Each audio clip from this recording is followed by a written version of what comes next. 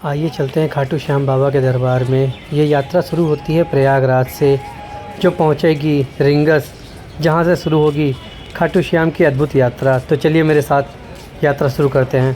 तो फाइनली प्रयागराज पहुंच चुके हैं और यहां से सफ़र शुरू होता है खाटू श्याम का। तो आइए बने रहिए और चलते हैं आपको लेकर खाटू श्याम की अद्भुत यात्रा पर। सोनभद्र से खाटू श्याम की यात्रा तकरीबन 1000 किलोमीटर की है। यह यात्रा प्रयागराज जंक्शन से शुरू होती है, जहाँ से बाराबंकी ट्रेन चलती है। हम चले थे और पहुंच गए रिंगस स्टेशन, जिसके बाद हमने ऑटो लिया और उसके बाद हम अपने सफ़र पर चल निकले, जहां मिलेंगे हमें श्री खाटू श्याम जी महाराज। स्टेशन से तकरीबन 15 किलोमीटर की दूरी पर खाटू श्याम का दरबार है, जहां गेट पर पहुंचकर लोग हाथों में झंडा लेकर यात्रा शुरू करते हैं। मेरे लिए यह यात्रा बिल्कुल अनोखी, अद्भुत और रोमांच से भरी रही।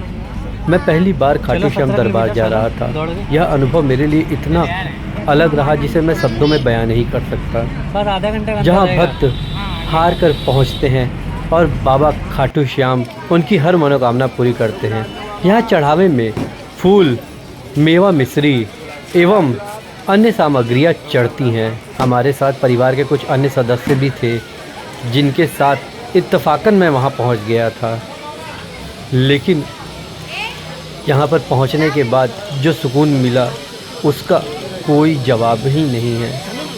सच कहा है किसी ने कि जब लगे जीवन में आप हार चुके हैं, जब लगे आपके पास कुछ नहीं बचा, तो एक बार खाटू श्याम महाराज के दरबार में पहुँच जाइए।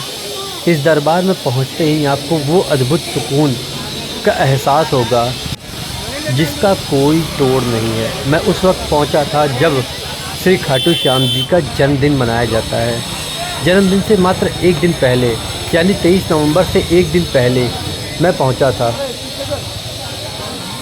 वहां का नज़ारा, वहां की मार्केट, वहां की खूबसूरती बिल्कुल अलग थी। जहां पर चाय बेचने वाले राजस्थानी पेशा पहने हुए चाय बेच रहे थे। हालांकि यहाँ की चाय में नमक की मात्रा कुछ ज़्यादा ही थी। शायद राजस्थानी नमक के शौकीन होते हैं। दुकानों में लगी एक से एक जूतियाँ, कपड़े, पोशाकें जो राजस्थानी परिधान को दिखाते हैं। गेट से तकरीबन 2 से 2.5 किलोमीटर की पैदल यात्रा करने के बाद हम मंदिर की ओर चल निकले, जहां हमारा पहला रुकने का स्थान था कुंड, श्याम कुंड। कहते हैं श्याम कुंड में स्नान के बाद इंसान के सभी कष्टों का नाश हो जाता है। तो हम भी चल निकले इस श्याम कुंड की ओर, जो बिल्कुल कुएं की तरह नीचे था। आप भी तस्वीरों में देख सकते हैं कितने नीचे श्याम कुंड का दरबार है। यहाँ पर 2 कुंड है। एक कुंड में स्नान किया जाता है और दूसरे में दर्शन होते हैं। कहते हैं कि इसी कुंड में बाबा श्री श्याम जी की मुंडी मिली थी और ऐसी मान्यता है कि इस श्याम कुंड में स्नान मात्र से इंसान के सभी कष्टों का नाश हो जाता है। तभी तो भारी संख्या में देश के कोने कोने से लोग श्याम कुंड में स्नान के लिए आते हैं। मैं भी पहुंचा और इस श्याम कुंड को स्पर्श किया। हालांकि स्नान करना मेरे सौभाग्य में नहीं था, किंतु मैंने फिर भी अपने हाथ पैर मुँह धोए और बाबा खाटू श्याम से कहा कि जो भी आपके दर पे आए उसके सभी कष्टों का आप ऐसे ही नाश करते रहिएगा। इसके बाद हम वापस मंदिर की ओर चल निकले। भीड़ बहुत थी, लोगों का तांता लगा हुआ था, जिससे बाबा श्याम की महिमा का पता चलता है। परिवार के सारे सदस्यों ने यहाँ रुककर फ़ोटो खिंचाई। उसके बाद हम निकल चले खाटू श्याम जी के दरबार में। पैदल यात्रा करने के दौरान हमें रेलिंग के बीच से गुजरना था। यह तकरीबन 500 मीटर की दूरी तय करनी होती है। हम सभी धीरे धीरे रेलिंग में घुसते हुए मंदिर के दरबार तक पहुंचने लगे, जहां पर मिलेंगे हमें श्री खाटू श्याम जी महाराज। हालांकि आसपास कई डिस्प्ले लगे थे, जिन डिस्प्ले में साफ तौर पर उनकी तस्वीर को देखा जा सकता है, पर साक्षात देखने का अनुभव तो बिल्कुल अलग ही होता है। दरबार में जाते वक्त कई लोगों के चेहरे से आंसू झलक रहे थे। लोग कहते हैं कि यहाँ पर आकर हर इंसान अपने तकलीफ़ों को बाबा श्याम के सामने बयां कर देता है और ऐसा करने के दौरान वह कई बार भावुक हो जाता है। मैंने देखे चेहरे कई लोगों के, तो कहीं ना कहीं मुझ पर भी इसका असर देखने को मिला। अंदर से कई भाव आ रहे थे। दिल कर रहा था बाबा श्याम से सब कुछ कह दूं, पर जितना हो सका मैंने कहा। भीड़ इतनी थी कि ज़्यादा देर तक मंदिर के सामने रुकना पॉसिबल भी नहीं था।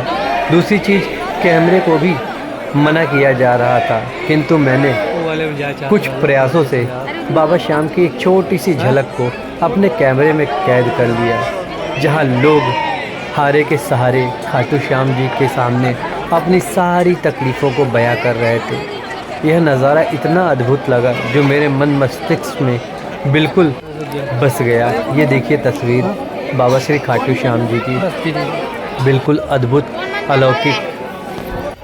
फिर हम यहाँ से निकल पड़े। हालांकि दिल नहीं कर रहा था मंदिर को छोड़ के जाने का, किंतु घर वापसी भी करनी थी, तो हमने ऑटो लिया और पहुँचे खाटू श्याम के गेट पर। पैदल यात्रा इसी गेट से लोग करते हैं। यहाँ पर भी सेल्फी पॉइंट बने हुए थे और कई रील बनाने वाले गेट के सामने खड़े होकर रील बना रहे थे। मैं भी थोड़ा सा एक रील बनाया। उसके बाद फिर खाटू श्याम जी के इस गेट की तस्वीर ली तथा वापस अपने घर की ओर चल निकला। यह वीडियो आपको कैसा लगा कमेंट के माध्यम से ज़रूर बताइएगा, ताकि मैं अगली बार आपको किसी और धार्मिक स्थान तक ले जा सकूं।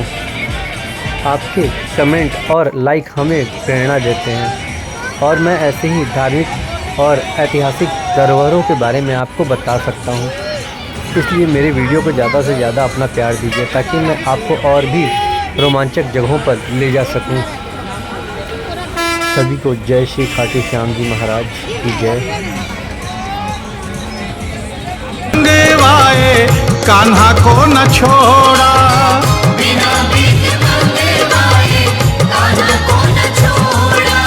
बनवारी ये त्रिलोकीनाथ तो दुर्गा भवानी ये, बनवारी ये त्रिलोकीनाथ तो दुर्गा भवानी।